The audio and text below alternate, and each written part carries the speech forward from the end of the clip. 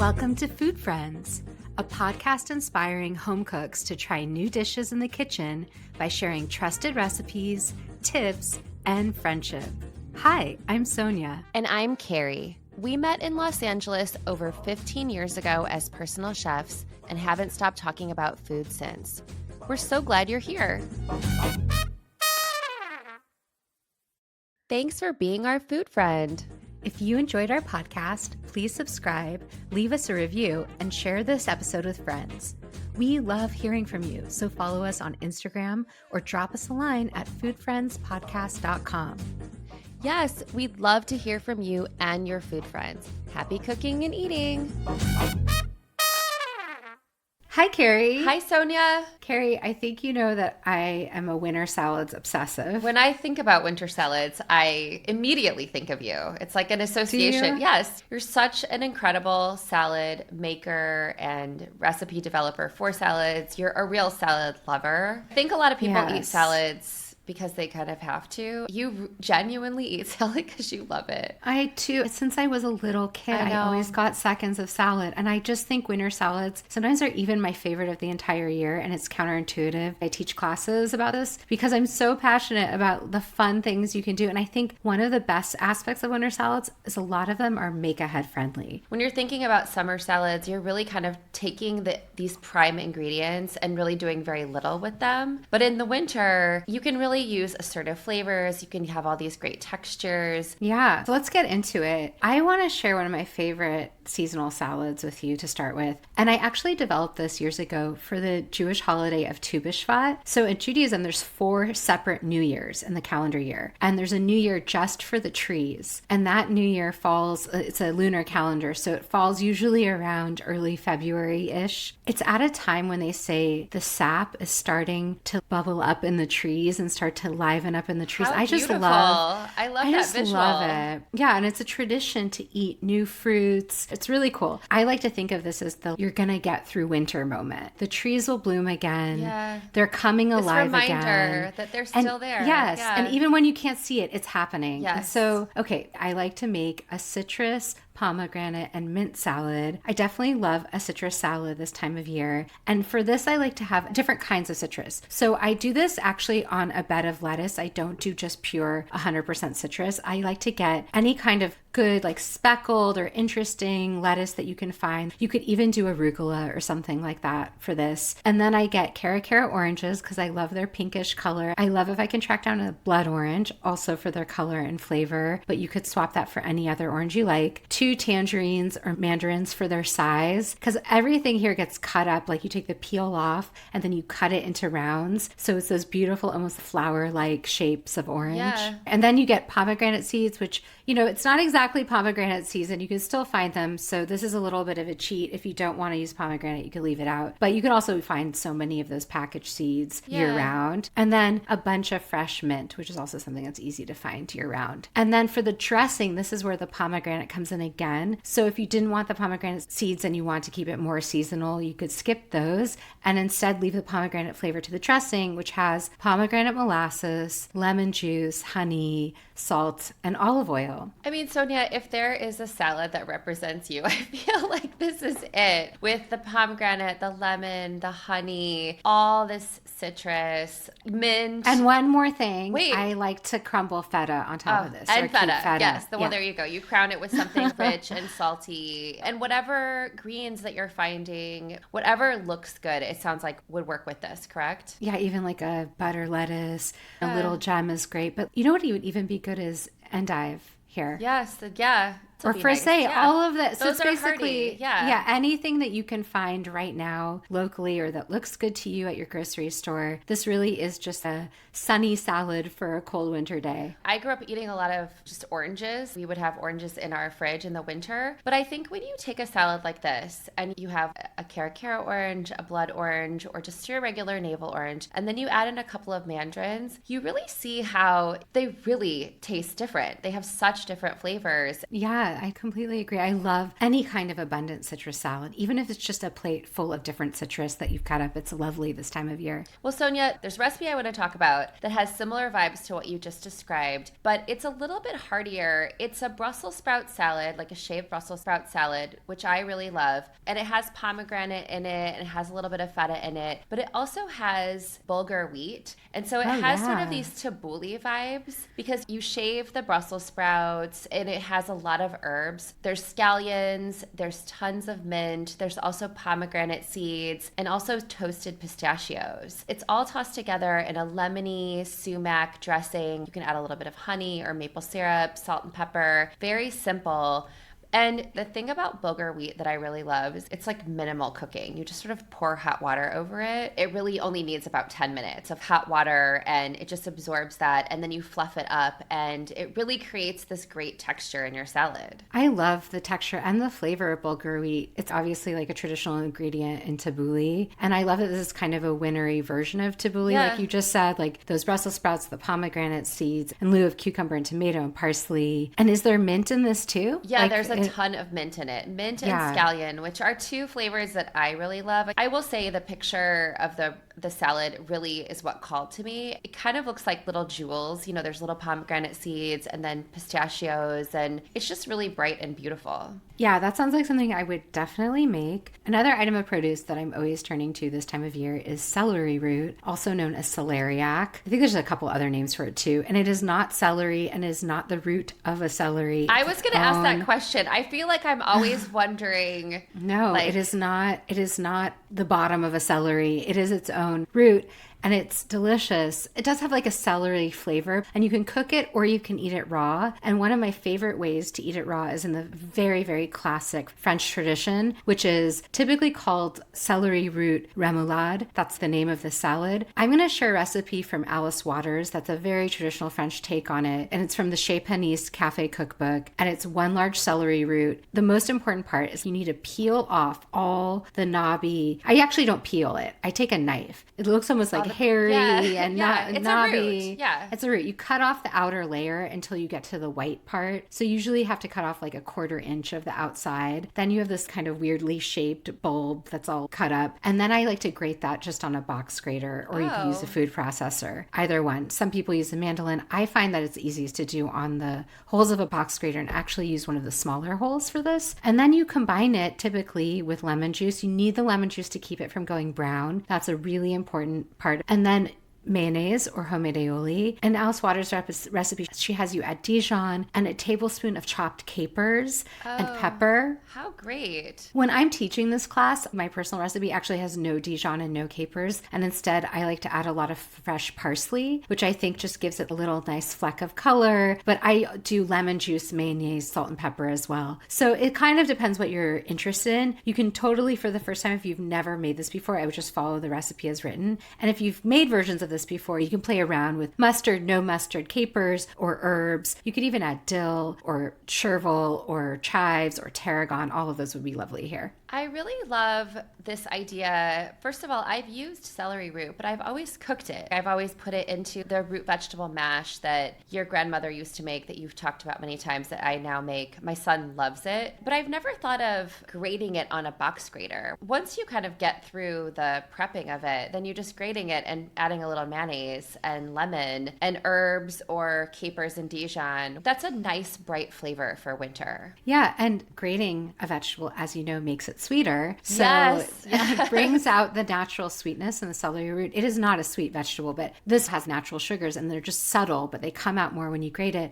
And then the best part about the salad is it really keeps for days in your fridge. So if you're already getting it ahead of time. If you're getting in that elbow grease of grating, although it never lasts more than 24 hours in our fridge. Jonathan just loves the salad. Wow. Well, Sonia, I actually have a celery salad. So if we have listeners out there that are unsure of working with celery root, or or just have never even seen it before, I think celery itself is just such a great place to start in the winter because you can really find it anywhere at the grocery store. It adds that brightness and that crunch. And this one is actually inspired by Six Seasons, which is a cookbook we've talked about many times. And it has celery, almonds, dates, a little bit of lemon, and a little bit of Parmesan and olive oil, and that's it. And this reminds me really of one of my clients who would very often go out to eat, and she would come home and she would describe these salads to me. And she was a lover of lemon and olive oil on some kind of crunchy vegetable with maybe a little bit of cheese. I think in some ways this is more of just a suggestion of a recipe. You have this crunchy element, which, by the way, in the winter, if your celery is a little bit limp, you can always cut it and put it in cold water with ice. That will really bring that crunch back. And I think if you're going to eat it immediately, and then you're adding another crunchy element with the almonds, you're adding this sweet, tender element with the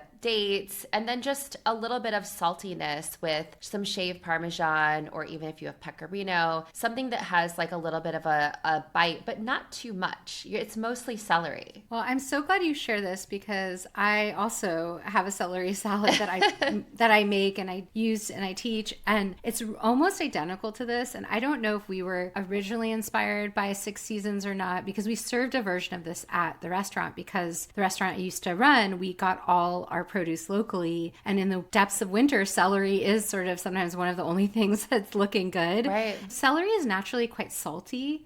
It tastes a little salty. So when you combine it with something like a date, it really pairs well with that sweet, salty vibe. And maybe Joshua McFadden invented this salad and maybe we were inspired by it and then I riffed on it. But my version is so similar, except for it's celery and kohlrabi. Oh. And kohlrabi is another thing I like to use this time of year. It's actually available at various times of year, but it does really well in the colder months. And it's usually a lot sweeter in the colder months. And sometimes you'll see purple kohlrabi and sometimes you'll see green kohlrabi. And it looks almost like a turnip or a giant radish. It has green stalks on the top. It's a little alien looking, I feel, but also so pretty. I think people don't always know what to do with it. And I think one of the best ways to use it is in a salad, or I like to also quick pickle it. I think that works really well with kohlrabi. But so just like your salad, mine has celery, dates, almonds, and the kohlrabi. And you're just cutting everything up kind of julienne. They're all sort of like the celery pieces and the kohlrabi pieces are the same width and the same kind of size, basic size. I also just do lemon juice, olive oil, salt and pepper, something really simple to your point. You don't need much more because the dates are molassesy and you're not trying to hide that flavor. The other thing I like to add on mine that's a little different is I like to also do 2 tablespoons of toasted sesame seeds, because I think that little nutty sesame flavor and texture just even adds one more dimension to this that's really nice with the almonds. And I think you can also add crumbled feta to this, or you could add toasted hazelnuts or walnuts instead of almonds, or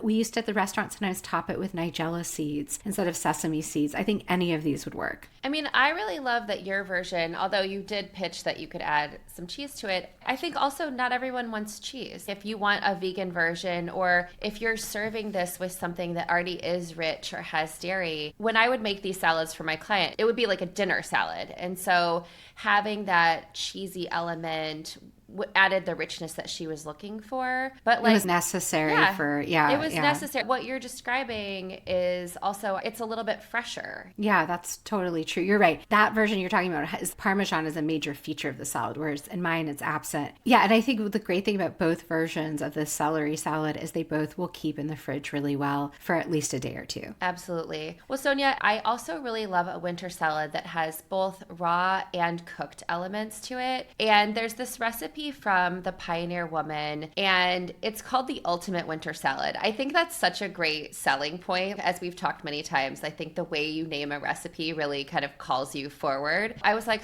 what does she mean by the Ultimate Winter Salad? I really agree with her, because here is what is in the Ultimate Winter Salad. She has shredded kale, which you massage with a little bit of lemon and a little bit of olive oil, so you get it soft and ready to go. And then there's shredded vegetables, so you can work with Brussels sprouts, cabbage, carrots. And to your point about when you shred a vegetable, especially on a box grater, it brings out the natural sweetness. And then there's apples, candied pecans, goat cheese, roasted butternut squash, and pomegranate. I just like that this is kind of everything but the kitchen sink winter style. Totally. And I think we've talked about it before, but the Pioneer Woman really makes recipes that people are crowd pleasing. The combination of all these things, roasted squash, nuts, greens, something sweet like an apple, and then you could obviously modify this with whatever other things you like, pumpkin seeds, roast chicken. So it's just a base for a very hearty, good wintry salad that's also colorful, because I do think one of the other themes is we're talking about color. I think the winter produce can feel root vegetable heavy and therefore a little dreary. So where can you add pops of brightness with citrus or pomegranate seeds or pistachios or some kind of beautiful green or squash? Yeah, and I think this is the kind of salad that the ones that we were just talking can sit in your fridge. But this one actually, I think, would also be really stunning if you took it to a friend's house for dinner or to a potluck or something like that. I think she's great at writing recipes that are very crowd pleasing. Yeah, that's true. Great for any kind of big gathering. A salad that can sit out for a while is always a welcome thing. Okay, I'm going to take us in a very different direction with one of my favorite winter salads, which features pomelo. Pomelo is bigger than a softball. It's those citrus that you see that's yellowish green and almost the size of a basketball, and the pith is like 3 inches thick, and you have to peel it, and then you're like, why is there so little fruit? But it's all worth it. And I do think of it as kind of a luxury fruit item, and so I don't get it often, and when I get it, I like to make something special with it. And there's a classic Thai dish. There's a classic pomelo salad. I'm going to link a very traditional take on this that is one that I really enjoy. So the flavors are, you take a pomelo. Now, pomelo is kind of a drier citrus. It's less juicy, so you can really flake it apart. It has large wedges. You can take off the peel really easily and kind of flake it, and that's what the instructions tell you to do. This is kind of opposite the citrus salad that we started with, where you're cutting off the pith and you have these beautiful rounds. Instead, you just have these sort of pops of citrus in your salad. This is very much a different, you're meant to shred the pomelo. Oh, wow.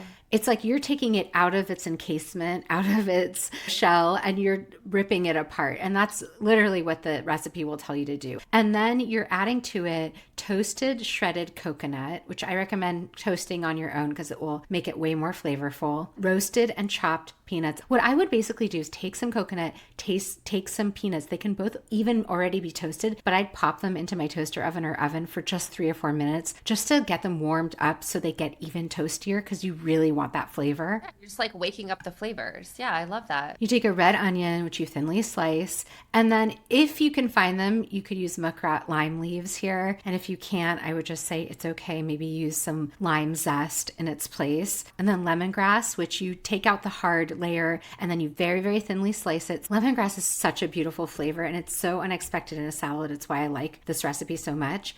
And then mint leaves, cilantro leaves, if you like cilantro, or skip it. Then the dressing is a little bit of chili, coconut sugar, lime juice, fish sauce, and you toss that all together. And so it has that savoriness from the fish sauce, the sweetness, the lime juice acidity. The pomelo itself is not bitter. It's like sweet and fruity and citrusy with those toasty peanuts, the sweet coconut. It's just such a herbaceous, incredible, it's like a flavor bomb. I'm really thinking about it when you're describing this dressing, which is less of a vinaigrette and more just kind of a mixture of more citrus flavor and that saltiness from the fish sauce. The richness in the salad is actually coming from that coconut and from those peanuts, right? Yeah. Which is sort of the brilliance of Thai cuisine and a lot of the Southeast Asian cuisine. This mixture of something that's really delicate and light, like mint and cilantro, with something that's really rich, like coconut and peanut. Yeah, it's so good. Well, Sonia, there's this recipe that I've been cooking for years that kind of has some similar vibes, but it's again a very hearty salad, and it's called crunchy Thai peanut and quinoa salad. It's kind of like a really hearty main. I've definitely made this over the course of the year, any time of year. It's really good because you can get any of these ingredients at the grocery store, but the way that she mixes them together is kind of the same idea that we've been talking about here, which is grating things finely and adding a lot of color. So you're really just cooking some quinoa, which,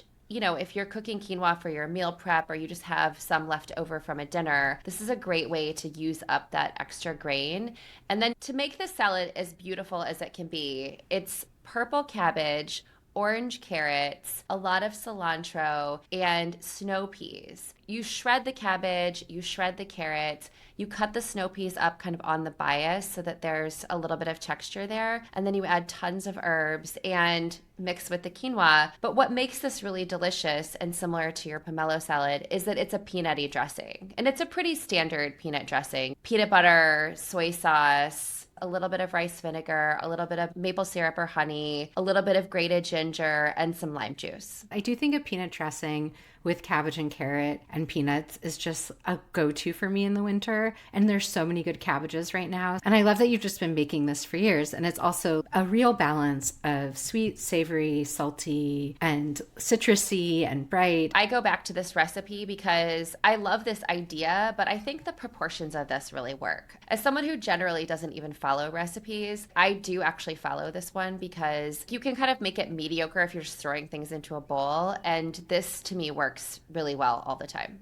Yeah, I think this is a staple salad to get everyone through the colder months. All right, there's another kind of hearty salad I want to talk about. And I think that is really the beauty of winter salads, is to have heartiness. And there's this salad that comes from 101 Cookbooks, Heidi Swanson's site, that she was inspired by a friend named Anna Jones, and she calls the salad the Anna Jones California salad. I love this because it really also embraces avocado, which I think it's at its prime in the winter. The California avocados are so good. You're so lucky you can just pick them up at your farmer's market. I dream of that here in Portland, but it is like even at the grocery store, getting avocado right now, it's usually a little bit better than other times of year. So the salad base is broccoli, and you use both the stems and the florets, and you also use pumpkin seeds, sesame seeds, any kind of seasonal salad greens that you can find, absolutely anything. I do think this is a good time to get some from the farmer's market because they'll usually have a mix of radicchio and tatsoi and frisee and other things that are kind of fun in the salad mixes. One really good ripe avocado, and then you use a can of white beans or anything that's equivalent. So if you had homemade leftover chickpeas or homemade butter beans or lima beans, any of those would work well here. I think even a red kidney bean would work well here. Any kind of canned bean, basically. And then the dressing is also so flavorful. It's miso, rice vinegar, soy sauce, lime, and yogurt, which I think is so unexpected. I don't usually think you combine yogurt and miso dressings. I mean, this is so unexpected. As you started describing the salad, I was like, oh, you could have written the salad recipe too. Like, there's so many pieces of this that I think really speak to the two salads that you've talked about that you teach in your classes too, which is like you're taking these really beautiful seasonal ingredients. I think it's interesting. Broccoli is everywhere, but it's especially good in the winter. And so the fact that it's kind of sweet. And one note I didn't mention is you take that broccoli and you blanch it. You're blanching your broccoli. You're not using it raw, but you're only cooking it for a minute or two. And I know that that's an extra step, but I think when you're composing a salad that's a meal, and this to me is a meal salad with the beans and the avocado and all the nuts, it's very, very filling and somehow still light. Taking that one little step of blanching your broccoli is really going to be worth it. Yeah, it's one of those salads that when you take the time to make all those elements stand alone and then come together in like a symphony of these flavors. This is the kind of salad where I would be excited to eat. I feel like I would come to your house and you would make a salad like this. I feel very connected to the salad. And I feel like also Heidi Swanson has always been inspiring for me with salads. And I feel very connected to her recipes. She really masters also the contrast of textures and flavors, which is something you and I have been talking about through this episode. Winter salads is where textures really shine. Yeah, absolutely. And I think these unexpected elements of combining something like a little bit of yogurt with a little bit of miso, that tanginess and then also that umami is really interesting. Well, Sonia, the last salad that I want to talk about is a winter panzanella. And when I saw this recipe, I was really curious. I was like, okay, I think everyone thinks of panzanella, which is really a tomato bread salad, is such a summer staple. And so what does that mean to have a winter panzanella? And it really is a celebration of all those beautiful winter colors. So in this recipe, she uses a whole head of radicchio. So again, that deep, rich, red burgundy color, 2 medium golden beets. Wait, you're allowing for beets? I am allowing for beets. I knew that you would. That would surprise you. I mean, and this also reminds me of you because what you do is you trim your beets and then use a mandolin to shave them. And so it's a raw beet, which is a different experience than a cooked beet. But if you're shaving it really thinly and you have these beautiful golden rounds against that dark radicchio. And I think a raw beet is also sweet, with that bitterness of the lettuce. And then a shaved fennel bulb, which we both really love. I think that's such a great winter flavor. And then just any greens that you've got, and then some mandarin oranges. Obviously, a panzanella has croutons, and so she really talks you through cubed bread. I think a sourdough is really great, or a baguette if you have it left over, some cheese, some herbs, some parsley, some rosemary, some olive oil, some black pepper. You're making the bread really delicious, and then you're toasting it in the oven. You're toasting it in the oven so that it has some texture to it. And then the dressing is also a little bit sunny. There's a little bit of orange juice, white wine vinegar, orange zest, and ginger. This sounds so good. Yeah. Oh my God. I love a panzanella, and I've never made a winter panzanella. I feel like this was written for me. It's kind of like a revelation. And I have to say, again, just the visual of it is what really drew me to it, because I was like, oh, it's a way to bring all of that color in when the winter seems a little bit bleak, and to have those really exciting flavors all together. Did you say there are orange pieces in this as well as the beets? Yeah, Is that right? mandarin oranges. Instead of tomatoes, you have this like juicy orange. That makes so much sense. Yeah. Oh, that's so smart. Yeah, it's a smart idea. When I saw winter panzanella, it actually reminded me of that winter minestrone that you made last year. Oh, that was like yeah. such a, minestrone is something that I think of very specifically. I think most people do, but just to land it in a season is really nice. So to take a panzanella, which is really a celebration of summer flavors, and